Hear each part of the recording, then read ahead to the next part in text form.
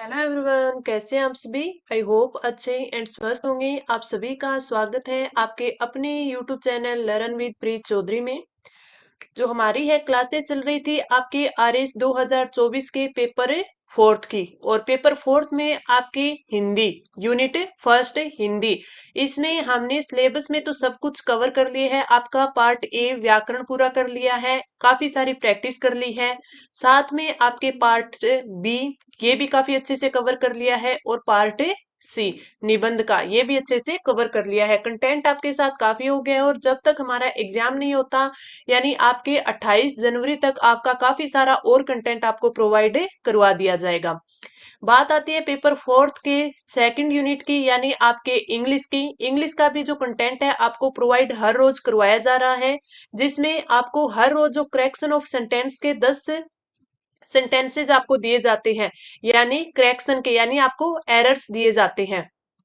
रोज के 10 एरर्स आपको दिए जाते हैं, 10 क्वेश्चन आपको दिए जाते हैं, जो कि आपके यूनिट सेकंड इंग्लिश की पार्ट ए है। पार्ट ए में आपके ग्रामर और उसके यूजेस दिए गए हैं।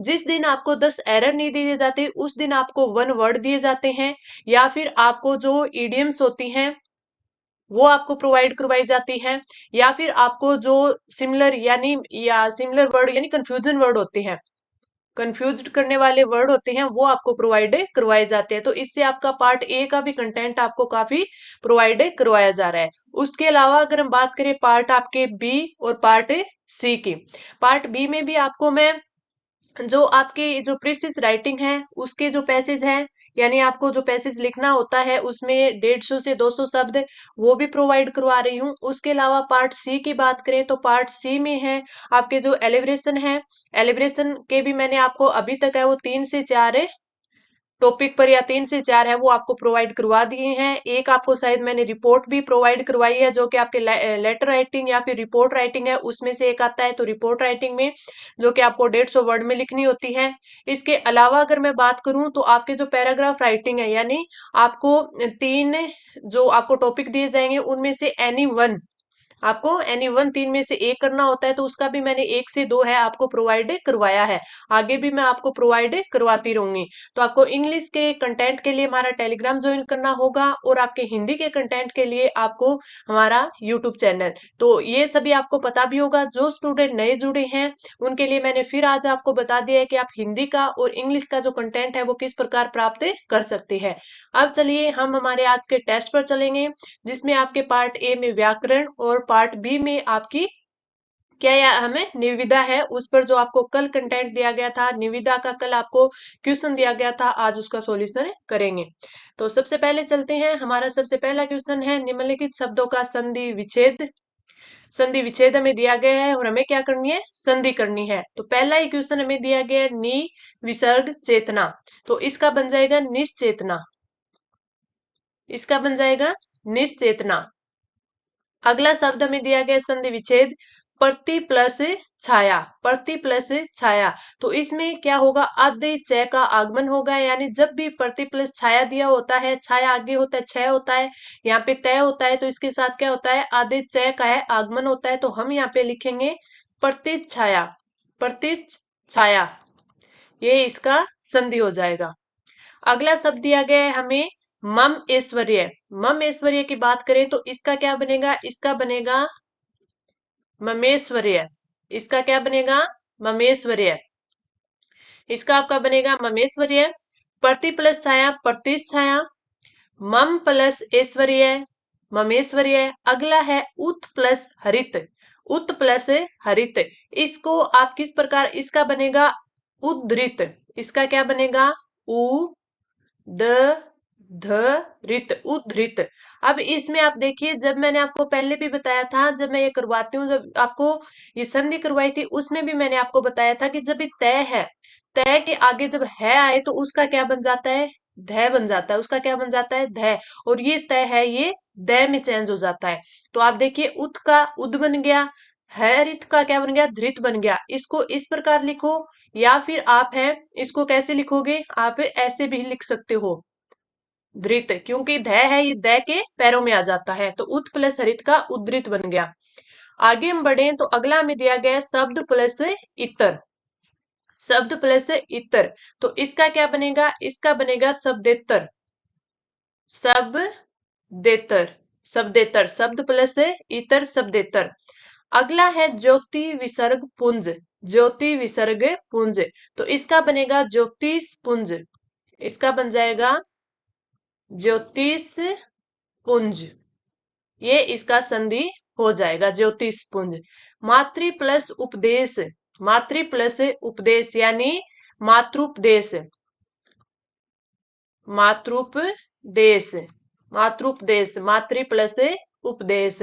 आजकल मैं आपके संधि की है वो 10-10 क्वेश्चन लेके आ गई हूँ, ताकि आपकी प्रैक्टिस है वो काफी ज्यादा इसमें हो जाए।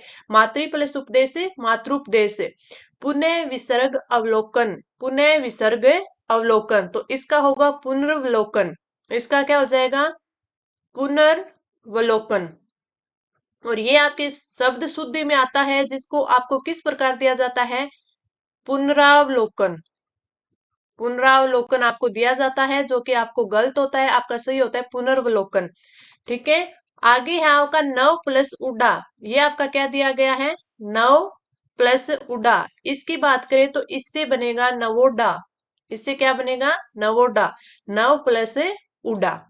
आगे देखिए हमारे संधि का 10वां क्वेश्चन, देवी प्लस अवतरण, देवी प्लस अवतरण की बात करें तो इससे बनेगा देव्यतरण, देव्यवतरण, देव्यवतरण, देव्यवतरण। ठीक है, देवी प्लस अवतरण, देवी प्लस अवतरण, तो इसका आपका बनेगा देव्यतरण। आगे अगर हम बढ़े तो ये हमारे 10 संधि के क्वेश्चन हो गए। अगला आता है हमारा मुहावरे का।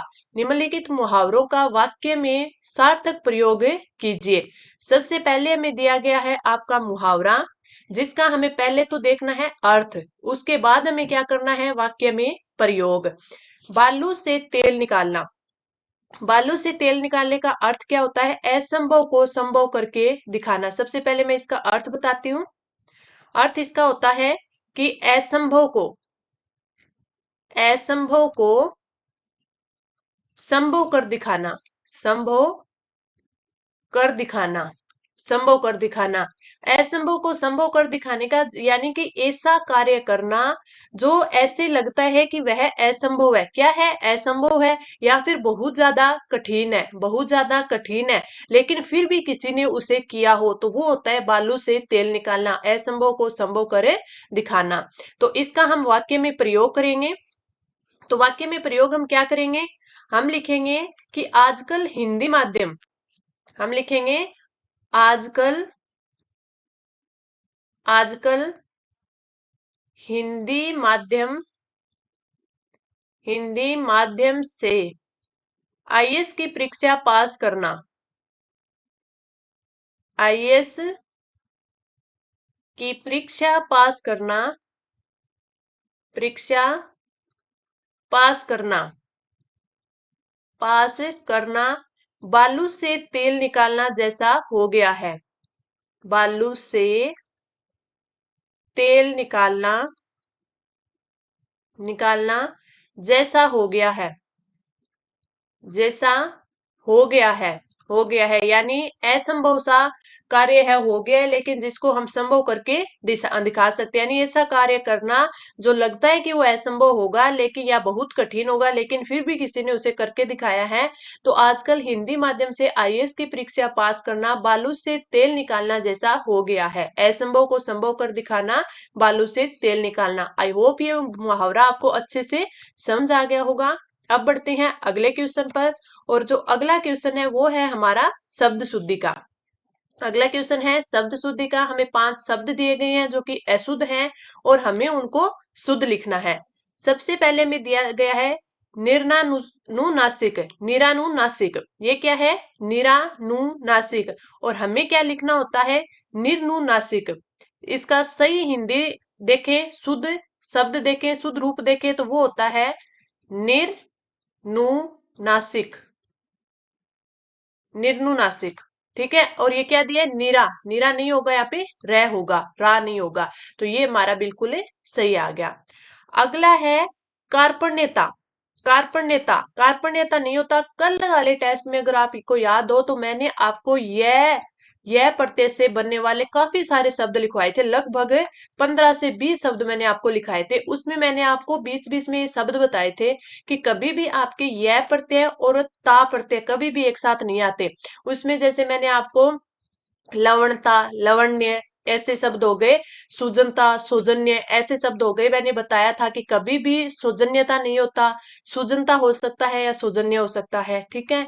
कभी भी लवण्यता नहीं हो सकता, लवणता हो सकता है या फिर लवण्य हो सकता है। ये चीजें बताई थी कि यह और ता उपसर्ग कभी भी साथ नहीं आते। और शब्द शुद्धि में आपके ऐसा क्वेश्चन है जरूर आएगा। अब ये क्वेश्चन वही है, कार्पण्यता। कार्पण्यता नहीं होता इसमें, या तो यह प्रत्यय होगा तो आपका कार्पण्य हो जाएगा, ठीक है, या फिर आपका तय प्रत्यय होगा तो कर्पणता हो जाएगा। क्या हो जाएगा? कर्पणता। वेरी इंपॉर्टेंट है ये आपके लिए, एक तो आपके लिए प्रत्यय में और एक आपके लिए शब्द शुद्धि में। तो कभी भी याद रखना, यह और ता प्रत्यय साथ में नहीं आते। कार्पण्यता गलत होगा, कार्पण्य आपका बिल्कुल सही है, यह प्रत्यय लगा है। कर्पणता आपका बिल्कुल सही है, ता प्रत्यय लगा है। अगला आपका वही है, पुरुषत्व। पुरुषत्व, ठीक है। तो इसमें अगर हम देखें तो ये पुरुषत्व होगा। क्या होगा? पुरुषत्व। पुरुषत्व नहीं होता, पुरुषत्व होता है। या फिर आपको इसको लिख सकते हैं पुरुष, या फिर उसको लिख सकते हैं पुरुष। तो पुरुषत्व नहीं होता, पुरुषत्व होगा या फिर पुरुष होगा। तो ये भी आप ध्यान रखना। अगला आता है आकर्षित। आकर्षित देखें तो आकर्षित ये नहीं होता, ये होता आकृष्ट। ये क्या होता है? आकृष्ट। आकर्षित नहीं होता, आकृष्ट है। ये आपके यहाँ ट आएगा, ठ नहीं होगा। सही से लिख देती हूँ, ये आपका होगा आकृष्ट, ट आएगा यहाँ पे, ठीक है। अक्षोहिणी। अक्षोहिणी की बात करें तो इसमें अक्षोहिणी, इसमें आपके अक्षोहिणी इस प्रकार आपका लिखा जाएगा। तो ये हमारे शब्द शुद्धि होगी जो वेरी इंपॉर्टेंट थे। और इसमें एक चीज हमने अच्छे से सीखी कि कभी भी यह और ता प्रत्यय एक साथ नहीं आते। इस चीज का आप ध्यान रखना। मैंने आपको जब शुरू में शब्द शुद्धि करवाई थी तो मैंने आपको कई सारे ये प्रत्यय बताए थे कि ये एक साथ नहीं होते। या ता का भी बताया था और एक करणीय का भी बताया था कि ये प्रत्यय एक साथ नहीं आते। तो आपने अगर वो शब्द शुद्धि वाली शुरू वाली क्लास से देखी होगी तो आपके अच्छे से ये टॉपिक है वो क्लियर हुए होंगे। आगे बढ़े, अगला हमें क्वेश्चन आता है, निम्नलिखित वाक्यांशों के लिए सार्थक शब्द लिखिए। यानी हमें वाक्यांश के लिए एक शब्द इसमें लिखना है। सबसे पहले में क्या दिया गया है? सबसे पहले में दिया गया है आपका, जिसके पास कुछ भी नहीं हो। जिसके पास कुछ भी नहीं हो। अगर इसके हम वाक्यांश के लिए एक शब्द की बात करें तो इसका सही क्या होगा? इसका सही होगा अकिंचन। जिसके पास कुछ भी नहीं हो यानी अकिंचन। अकिंचन, इसका क्या होगा? अकिंचन। आगे बढ़े, अधिक समय तक जीने की इच्छा रखने वाला वो होता है जिजीविषु। अधिक समय तक जीने की इच्छा रखने वाला जिजीविषु। जिजीविषु। अब इस शब्द में ध्यान रखना कि इसमें एक छोटी मात्रा एक बड़ी मात्रा है, ठीक है। शब्द शुद्धि में बाई चांस ऐसा क्वेश्चन आए तो आपको पता हो। जिजीविषु, जीने की इच्छा रखने वाला। जिसको पकड़ने में काफी कठिनाई हो। जिसको पकड़ने में काफी कठिनाई हो वो होता है दुर्भिग्रह। वो क्या होता है? दुर्भिग्रह। दुर्भिग्रह वो होता है दुर्भिग्रह, या फिर दुर्घाय, या फिर दुर्घाय है आधा यह। तो दुर्भिग्रह आप अच्छे से याद कर लेना। अगला है, जो वेद की सत्ता में विश्वास करता हो। जो यहाँ पे क्या आएगा? जो वेद की सत्ता में विश्वास नहीं करता हो, विश्वास नहीं करता हो वो आता है नास्तिक।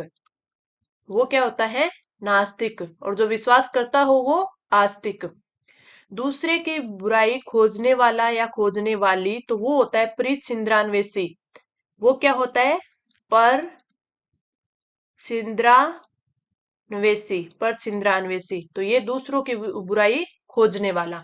तो ये हमने वाक्यांश के लिए एक शब्द, जिसके पास कुछ भी नहीं हो अकिंचन, अधिक समय तक जीने की इच्छा रखने वाला जिजीविषु, जिसको पकड़ने में काफी कठिनाई हुई हो दुर्भिग्रह, जो वेद की सत्ता में विश्वास नहीं करता हो नास्तिक, दूसरे की बुराई खोजने वाला पर छिद्रान्वेषी। ये हमारा यहाँ पे पार्ट ए कंप्लीट होता है। और आज के पार्ट ए की बात करें तो वेरी वेरी इंपॉर्टेंट आज आपके लिए क्वेश्चन है थे, आपको काफी अच्छे भी लगे होंगे। अब हम आगे बढ़ते हैं हमारे पार्ट बी पर। कल हमने इस क्वेश्चन को आपको दिया था आंसर राइटिंग के लिए कि आप अच्छे से इसकी प्रैक्टिस करना, और आज के टेस्ट के लिए बोला था कि हम अगले टेस्ट में आपको इसको अच्छे से सॉल्यूशन करेंगे। मैंने आपको निविदा यानी टेंडर के पहले भी 2 से 3 है आपको ये लिखवाई है निविदा, जिसमें अच्छे से एक्सप्लेन किया है। शुरू मैंने आपको बताया था कि निविदा क्यों लिखी जाती है, किसको लिखी जाती है, कब है वो इसका जो प्रस्ताव है आमंत्रित किए जाते हैं, निविदा है वो कब खुलती है, कौन से ऑफिस में खुलती है, सारी चीजें मैंने आपको अच्छे से समझाई थी। एक बार फिर मैं आपको यहाँ पे अच्छे से इसको समझाऊंगी। हमें क्या बोला है, कार्यालय जवाहर नवोदय विद्यालय जोजावर जो कि पाली में है की ओर से एक निविदा सूचना प्रारूप तैयार करें, जिसमें वर्ष 2023-24 हेतु सभी आवासीय विद्यार्थियों के लिए आवश्यक वस्तुओं की आपूर्ति हेतु प्रस्ताव आमंत्रित किए गए हों। 10 अंक का है। निविदा तैयार करनी है। सबसे पहले हम क्या लिखेंगे ऊपर, सबसे पहले होगा आपके ऑफिस का नाम, जवाहर नवोदय विद्यालय जोजावर जिला पाली राजस्थान, यानी इनकी ओर से हमें लिखना है। तो सबसे पहले हमें दिया गया है तो वो हम यहाँ पे लिखेंगे। यहाँ पे आपने लिखा पत्र क्रमांक 2023 हो गया आपका, 501 ये गया हो गया जवाहर नवोदय विद्यालय जोजावर, जवाहर नवोदय विद्यालय जोजावर पाली 2023 501 नंबर ये पत्र हो गया। दिनांक 28 नवंबर 2023 को ये लिख रही हैं हम। निविदा सूचना संख्या 301 में निविदा है ये, किस मैटर पे है आगे लिख देंगे। कार्यालय जवाहर नवोदय विद्यालय जोजावर जिला पाली द्वारा सत्र 2023-24 के लिए निम्नलिखित वस्तुओं एवं सेवाओं की आपूर्ति के लिए अधिकृत या प्रतिष्ठित पंजीकृत अनुभवी आपूर्तिकर्ताओं एवं सेवादाताओं से मोहरबंद निविदाएं आमंत्रित की जाती है। ये बोला है कि निम्नलिखित वस्तुओं और सेवाओं की आपूर्ति के लिए, निम्नलिखित यानी जो हमने यहाँ पे टेबल बनाई है, सारणी बनाई है, इसमें हमने इसका ब्यौरा दिया है। सबसे पहले हम यहाँ पे इसके क्रमांक संख्या लिखेंगे। कितनी वस्तुएं हैं, 5 प्रकार की वस्तुएं हैं। सामग्री और सेवा का नाम, सबसे पहला सूखा राशन सामग्री, सब्जी एवं फल सामग्री, यूनिफॉर्म सामग्री, छात्रों के प्रयोग हेतु स्टेशनरी, टी शर्ट एवं ट्रैक सूट, ये इतनी प्रकार की सामग्री है आपकी। आगे हमने बोला है कि अनुमानित कार्य यानी रुपए में, इसके 10 लाख, 5 लाख की, 4 लाख की, 3.5 लाख की और 3 लाख की, ये इनकी हमने अनुमानित यहाँ पे राशि इनको बता दी है।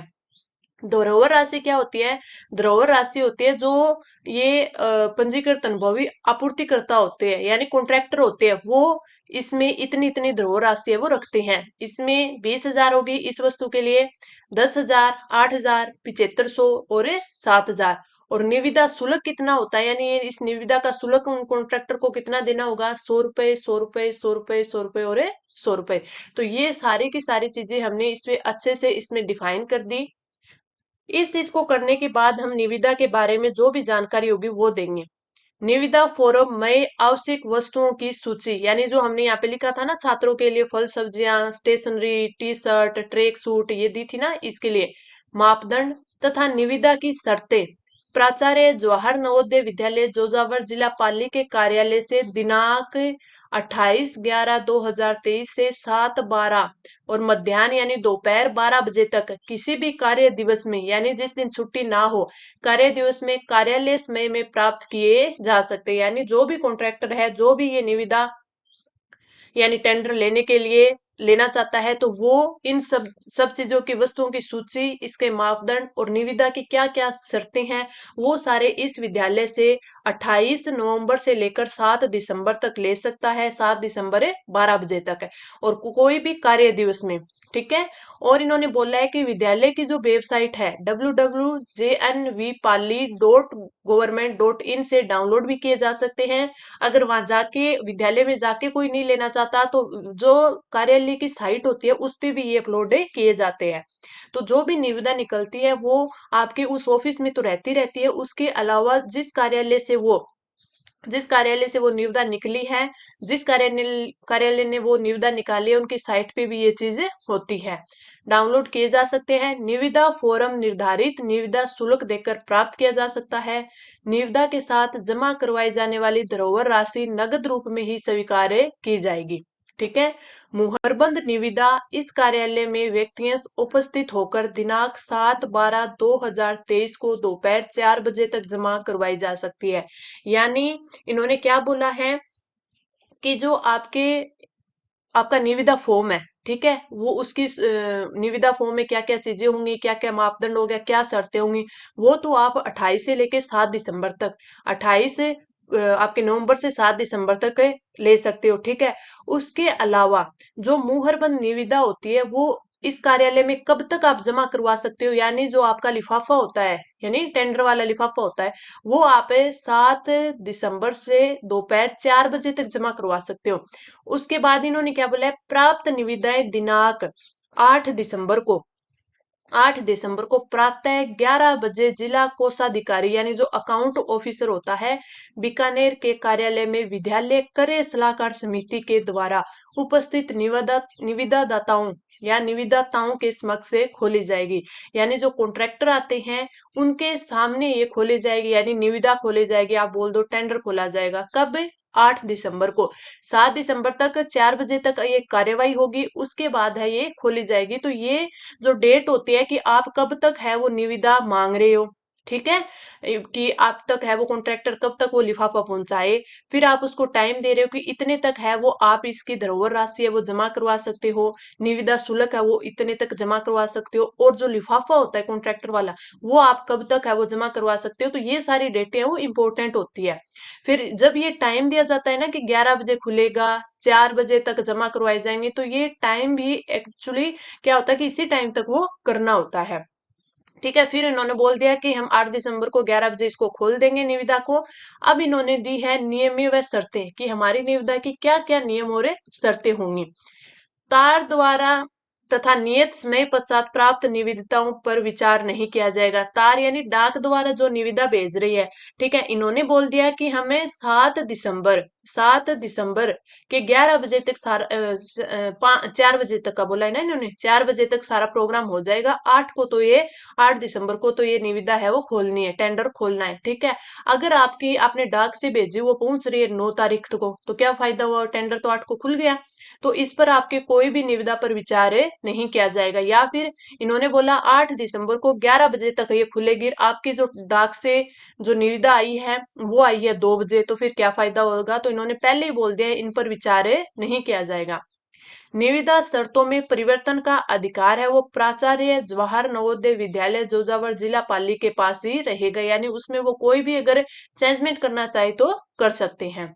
आगे इन्होंने ओपी शर्मा जो प्राचार्य हैं जवाहर नवोदय विद्यालय जोजावर पाली, यहाँ पर इनके साइन हो जाएंगे। तो ये थी आपकी निविदा। काफी अच्छे से मैंने आपको एक्सप्लेन की है, काफी अच्छे से आपको समझाया है क्या क्या चीज होती है, क्यों जरूरी होती है, इसमें क्या क्या लिखा होता है। तो ये सारी आपको शायद आई होप अच्छे से समझ में आई होगी। तो आप देखना एक बार आपने किस प्रकार लिखा, एक बार इसको देखने के बाद आप क्या समझे, अपने जो कंटेंट था उसमें और क्या इसको आप कुछ ज्यादा अच्छा कर सकते थे, आप वो भी देख सकते हैं। तो आपको क्लास कैसी लगी और इस प्रकार आपका सॉल्यूशन आपको कैसा लगा कमेंट में जरूर बताना। अब हम चलते हैं हमारे अगले टेस्ट के क्वेश्चन पर, जो आपका टेस्ट नंबर 38 होगा। उसमें आपके पार्ट बी का क्वेश्चन रहेगा कि राजस्थान लोक सेवा आयोग की ओर से सहायक संचालक किसान कल्याण तथा कृषि विकास यानी सांख्यिकी के पद हेतु भर्ती निरस्त किए जाने संबंधित विज्ञप्ति तैयार करें, यानी विज्ञप्ति किस प्रकार तैयार करनी है वो इसमें आपको दिया गया है। तो ये आपको कल के टेस्ट के लिए आंसर राइटिंग के लिए जो क्वेश्चन दिया जाता है वो है, आप इसके आंसर राइटिंग करना। हम कल वाले टेस्ट में है इसका सॉल्यूशन करेंगे और अच्छे से इसको हम आपको बताएंगे समझाएंगे। तो क्लास कैसी लगी कमेंट करके जरूर बताना, अच्छी लगी तो लाइक करना, अगर आपने अभी तक चैनल को सब्सक्राइब नहीं किया है तो सब्सक्राइब कर लेना। अब मिलते हैं अगली क्लास में, धन्यवाद।